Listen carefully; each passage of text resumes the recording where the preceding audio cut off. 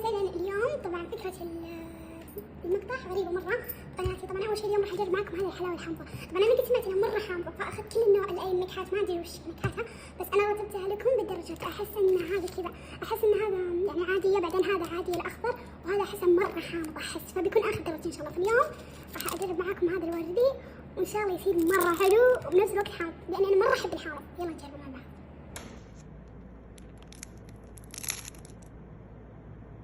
طبعا زي ما انتم شايفين فكيته والشكل يقول لا تكلمني، حتى الريحة أحس مرة حامض، بس إن شاء الله يصير مرة حلو. يلا بسم الله. طبعا الحين بجربه، شوفوا كيف شكله مرة غريب. يلا بسم الله، 1 2 3.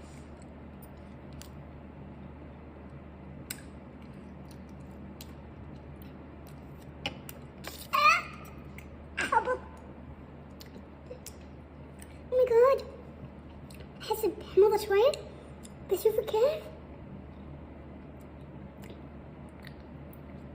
شوف كيف شكله